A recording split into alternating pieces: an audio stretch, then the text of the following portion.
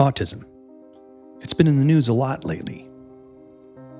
With the nomination and subsequent confirmation of Robert F. Kennedy Jr. to head the Health and Human Services Department, the discussion about this condition has skyrocketed to the forefront of medical conversations.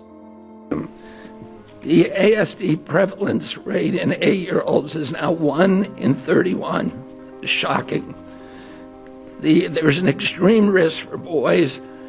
Overall, the risk for boys of getting an autism diagnosis in this country is now 1 in 20. And as high in California, which has the best data collection. So it probably also reflects the national trend, 1 in 12.5 boys. This is part of an unrelenting upward trend. The prevalence 2 years ago was 1 in 36. Since the first ADDM report in 1990, which was 1992 births, autism has increased by a factor of 4.8. That's 480%, I believe. Lost in those statistics are the individual stories of people who have been dealing with the realities of a life disrupted by this diagnosis. In this series of short documentaries, I want to introduce you to real-life people who have had their lives altered forever by this neurodivergent disorder. This is Jennifer, a warrior mom from Texas, who was thrust into the world of autism when her daughter Kate's life was changed forever at 2 years old. Okay, my name is Jennifer. My daughter's name is Kate. Kate was born in 2011, so she's now 14 years old. But we've only been living with autism for 12 of those 14 years. This is Kate. Kate, what's this? Stop. Good girl. Here you go. Kate, can you say more? Good girl. Can you say mama? Good girl. Good girl. When she was born, she had all the bright signs of life that one would expect in a young child, laughing and playing, making her animal noises and forming words. Everything was going along as to be expected. What does a dog say? What does a cat say? What does a cow say? For Jennifer and her husband, it was the perfect start for their family. A beautiful young daughter full of life and energy who was meeting all of her pediatric milestones. I had an unremarkable pregnancy with Kate. She had perfect APGAR scores, both APGAR scores. Kate was a really happy baby who, I had kids at the same time that a lot of my friends did. So, I got to watch Kate's development in concert with peers of the same age. And Kate was always really beyond where she should have been developmentally in terms of speaking or pointing, clapping, all of the important developmental milestones that you look for. Most importantly, and this is something that I feel like is hard to put into words, and also what most autism parents are looking for, is she was connected. And I'm not sure that there's any measure, I'm not sure there's any way to measure that, but her eye contact was great. She had shared emotions with me, smiles. She could read the room, so to speak. Until a few short weeks before Kate's second birthday, something unimaginable happened. Everything was right on schedule. And then Kate got sick at the age of 23 months. And she was treated with antibiotics for the first time ever. She wasn't like the ear infection kid or anything like that. She got sick and she immediately just started disconnecting. And I don't know if I even realized it at first because she was sick, so it was like, oh, she's not feeling well. that's to be expected. And then by maybe the end of a week or a week and a half, she had lost eye contact with me. And she stopped sleeping. She started doing like all of this weird peripheral vision, eye stuff. And I remember I had her in the bath, and this is where we always, I always had like her, undivided attention because she was stuck in the bath. And so we would do her animal noises and work on her words and who am I, mama, all of these things. And we went from her doing that every day or every other day to I couldn't even get her to look at me. And I was saying her name repeatedly, Kate, Kate, Kate. She was just off in her own world. And finally, I was almost screaming her name and I could not get her attention. I remember that moment where it just kind of hit me. And I got her out of the bath and, dried her off and all the things. And then I called the doctor, and she was due for her well check that next month, turning 2 years old. And I called the doctor and I said, I can't even get her to look at me. She was just in sick, and she won't talk. Things just got very abnormal and very chaotic very, very quickly. And it was very alarming. So I called the doctor and I said, she's not responding to her name anymore. She's not talking to me anymore. I couldn't really put it into words that she wasn't connecting anymore. She had just passed her autism screening at 18 months with flying colors, and she's a girl. They brought us in that day, and the doctor said to us, "This is autism." Even though my daughter had just been in talking to the doctor within 2 weeks time frame. As Jennifer started to ask questions of her doctors, nothing they said seemed to make sense. Kate had met all of her milestones and had even passed her 18-month-old autism screening, but the doctors insisted that it was something Kate was predisposed to. Meanwhile, Jennifer knew something wasn't right. So many things were going through my mind, but I thought to myself, how is this autism? You're born with autism. And she definitely didn't behave her way into this. And she didn't behave her way into this. And so we went to the ABA place reluctantly, where they, told us 8 to 4 or 8 to 5 or whatever it was. We weren't allowed to go back into the room where they were doing the therapy. And every day she would come out with her face just bright red, having cried, I'm sure, all day long. She's this medically fragile, 2-year-old, they're trying to get her to behave her way out of encephalitis, pretty much is what was happening. And so finally I said, no, we're not doing this.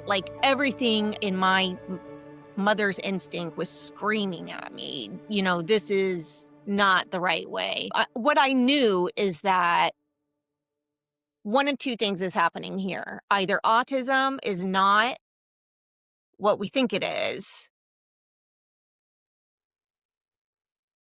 or my daughter doesn't have autism. She has a medical condition, emergency.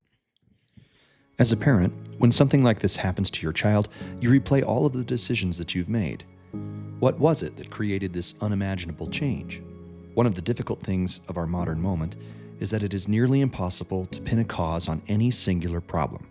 Our homes and our cities are filled with toxins and industrialized food. And yet our institutions remain uncurious about why the rates of autism have skyrocketed.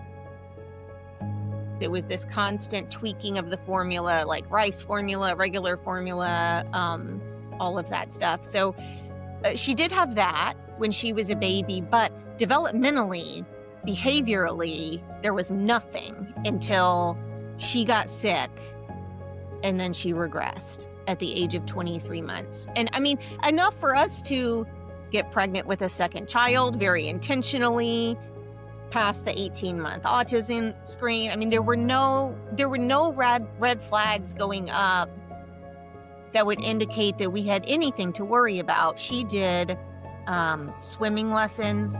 She did Mommy and Me. She did Gymboree. We went to library time twice a week. We did the mall playground. I mean, all my time was dedicated to her. I was a stay-at-home mom, and we did all of the things, and there was no indication whatsoever that we had anything to worry about where this is concerned. It was nowhere on my radar. And this is all in her pediatric records. Like, she has fever, she's inconsolable, she's, screaming her head off.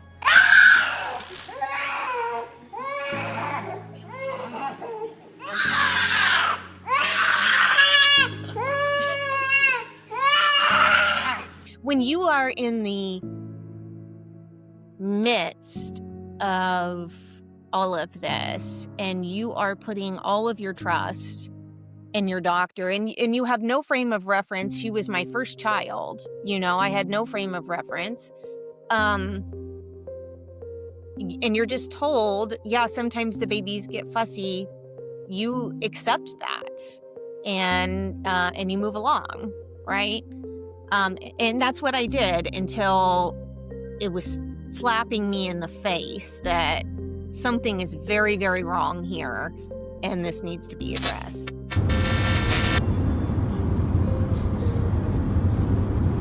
Okay.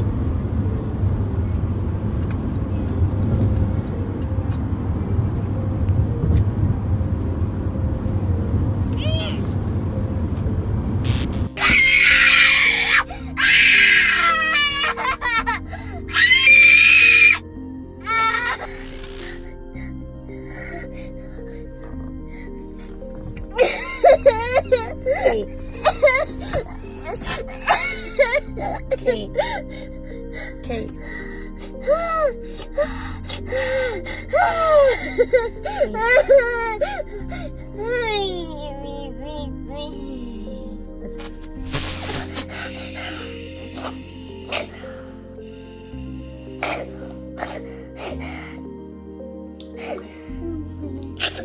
Help me? Did you say help me? In all of the long days and nights since their world was altered, it's difficult to quantify what it all means for their lives. Autism consumes a parent's thoughts. What can we do to help? How can we get answers? What happens when she's older? What happens when we die? The sleepless nights and those midnight conversations are things only people who have had their lives slammed into this difficult set of realities can truly understand. They really treated me and treated Kate like autism was her destiny. Like, it was something it must be something genetic, or something happened when you were pregnant, or whatever, that it was inevitable that this was going to emerge. And they just kind of whitewashed like all the skills that were lost, like this was inevitably going to happen no matter what. Emotionally speaking, I traumatized. I mean, I have fought aggressively through a lot of trauma because that's my job, is to do that for Kate and to be the voice that she doesn't have. It's kind of hard for me to put into words.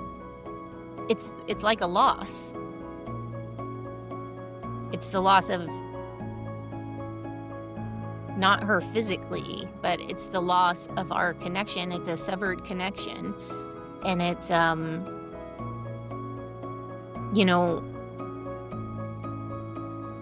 grieving, not only grieving, her happiness, in her health, her future, and, everything that her future was going to hold. My daughter has lost everything. She's lost her ability to communicate with the world, which is a human right, in my opinion. She has lost her ability to live independently as an adult. She'll, live with us forever, and we won't live forever. So, decisions will have to be made about that. Well, I would say complete heartbreak. One of the things that I've said along the way, and I think a lot of parents feel, is that it's a slow death to fall short of a meaningful connection with your child 100 times a day over the course of a lifetime. For Jennifer and her family, Kate's journey is symbolic of the answers that we haven't received as a society. Every question is dismissible. Every parental action or decision is scrutinized. There are no easy answers, only textbook talking points that seem to minimize the stories of a parent or a child who is seemingly trapped inside.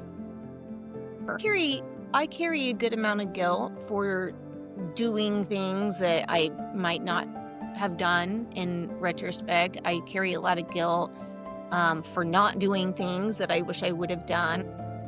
I asked Jennifer what life has been like since all of this changed. She described it with the heartache that only a mom who is fighting and advocating for her child could do. There's always something missing, and that's Kate. She's there physically, but she's not there. So we're not connected in that same way, and I just want to connect with her. I want her to be able to connect with the world around her. She told me that Kate is minimally verbal. Kate understands them, and Jennifer can see it in her eyes, but there is no comparison to girls who are her age. She is unable to interact socially, and only on the most unusual of occasions does she seem to engage with others. In the beginning, it was total chaos for Jennifer and her husband. Kate couldn't or wouldn't sleep. She was upset and crying. They couldn't toilet train her.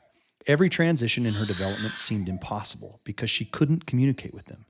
They didn't know her expectations, and Kate didn't understand theirs. Kate and her sister have never had a relationship. All interactions for Kate seem forced. What I have witnessed is something that no child or family should have to go through. Kate has never been excited to open a birthday present or be at her own birthday party. She can't tell her family how she is or how she feels. She's never excited for Christmas, never asks for something she wants. She walks by her presents on Christmas morning under the tree and thinks nothing of them. Her family all go along with trying to make things as normal as possible, to try and maintain some sanity.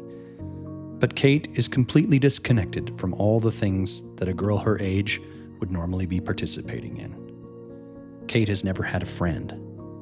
Kate has never had a deep conversation or talked about things that young girls do with their mother or their sister. And there's a high likelihood that none of that will ever come Kate's way.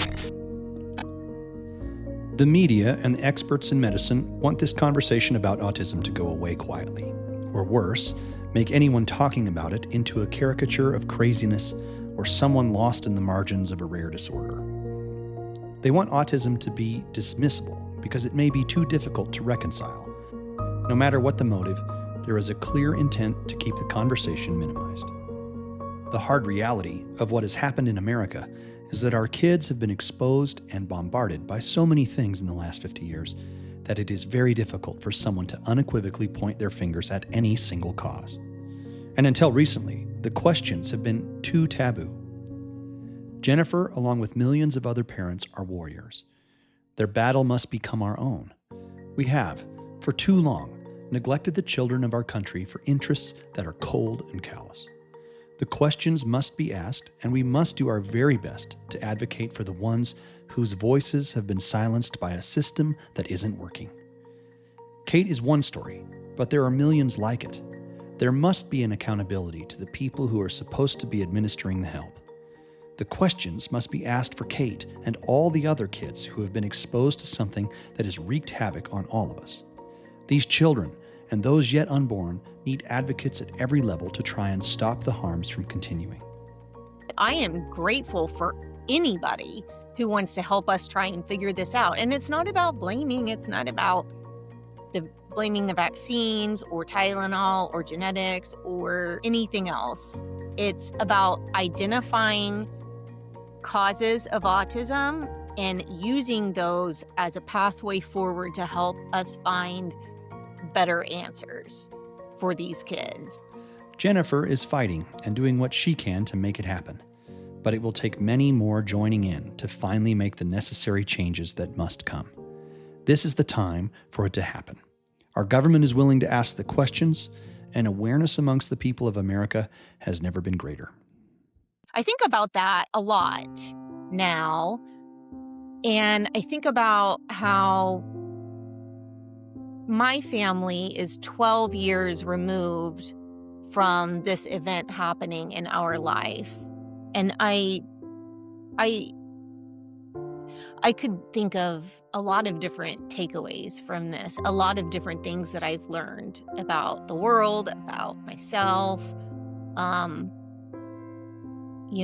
and I would say that those are gifts. And I'm willing to walk away with those gifts, but I'm not walking away without my daughter.